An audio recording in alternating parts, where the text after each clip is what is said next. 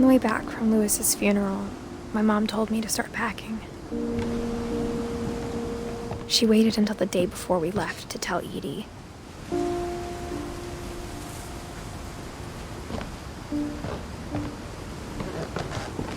I'm not sure if she wanted to make it easier or harder.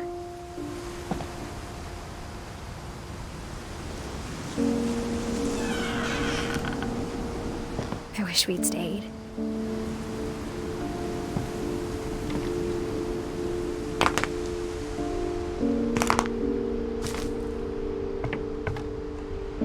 But I understand why we left.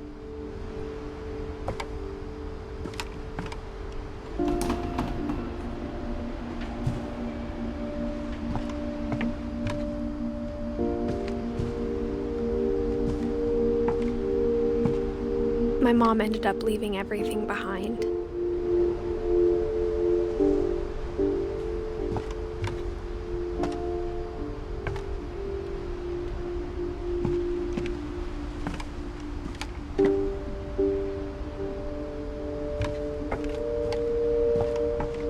What happened that night had been coming for a long time. Maybe it should have come sooner.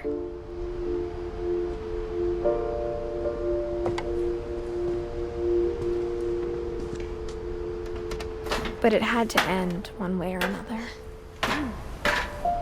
All that's left now is to tell you about that last night.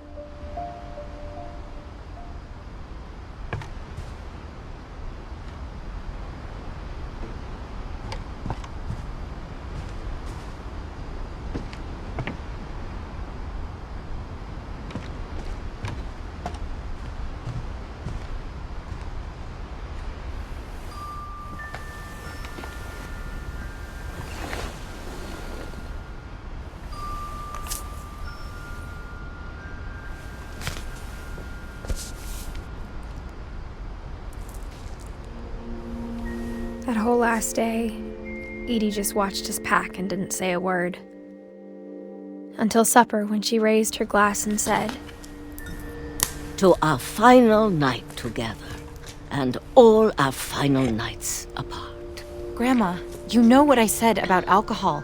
Some of your medications are very Edith, specific. I left a present for you in the hallway. Why don't you go open it? The grown-ups have to argue now. I'm sorry, you're right. We're all leaving tomorrow. Let's just enjoy our last... I'm not leaving. Edith, you're excused.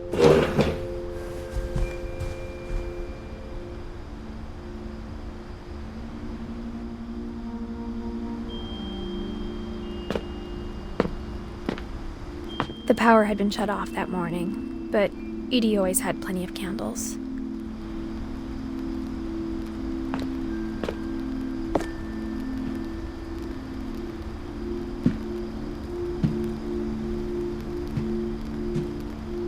When my mom sealed the library, I don't think she knew about the other entrance.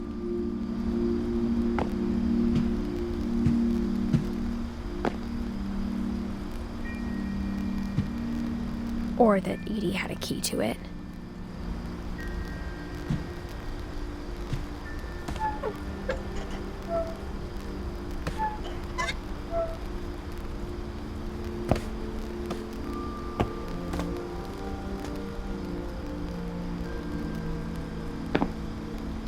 That thing you're afraid of isn't going to end when you leave the house. Edith has a right to know these stories. My children are dead because of your stories!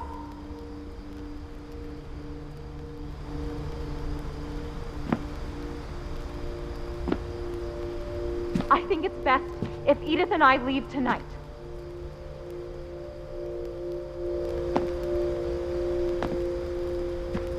We'll have the nursing home send a van for you in the morning, okay?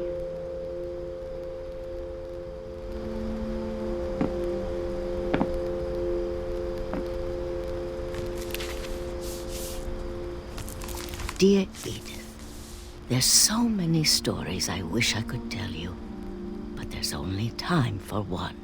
This is about what happened on the night you were born.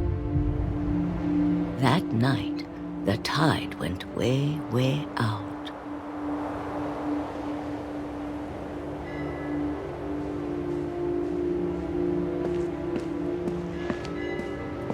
It was the first and last time I ever saw the old house aground. There'd been an earthquake out in the middle of the ocean. They called it the lowest tide in 1,000 years. God, it smelled awful. You know, I've seen that house every day of my life.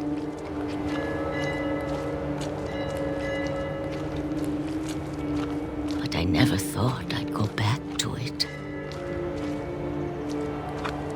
When the fog rolled in, I lost my way.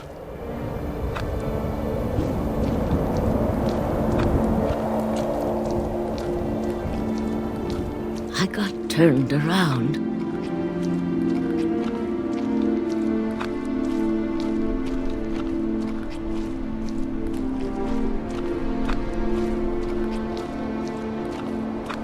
For a while, I wandered.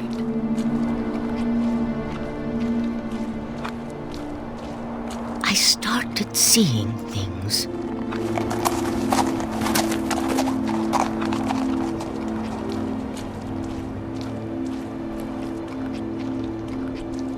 Things I'd forgotten had ever existed.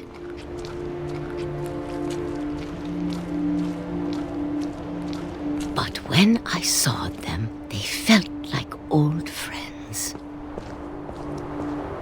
That night, a lot of things came back to me.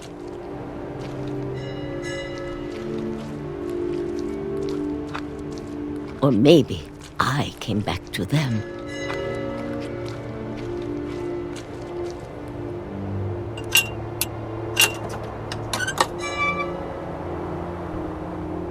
Things I can't explain, but that I need you to try and... Edith, what are you doing in here? It's mine! Edith! Mom, you're gonna rip it! Let go! I kicked and screamed, but Mom dragged me to the car.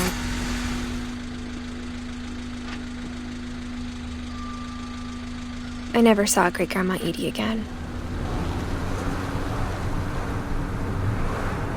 The next morning, the band came to pick her up, but she was already gone.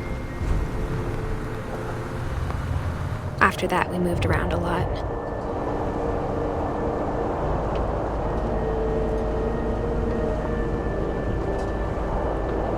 We both tried to make the best of it.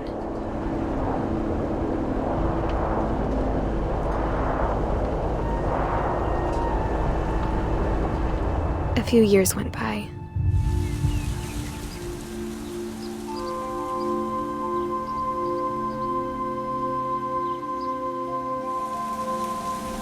My mom didn't like to talk about it,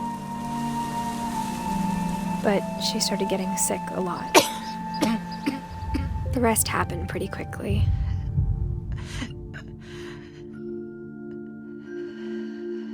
She got better for a while,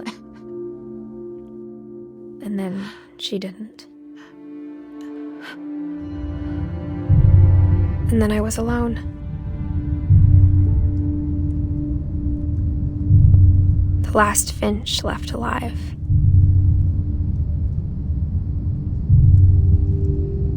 Until I found out about you. I'm still not sure what to tell you about all this. If we lived forever, maybe we'd have time to understand things. But as it is, I think the best we can do is try to open our eyes. And appreciate how strange and brief all of this is.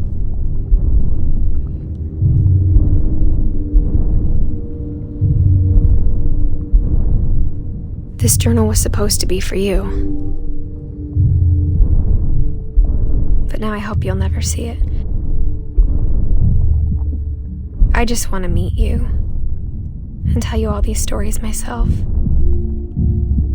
But I guess if you're reading this now, things didn't work out that way.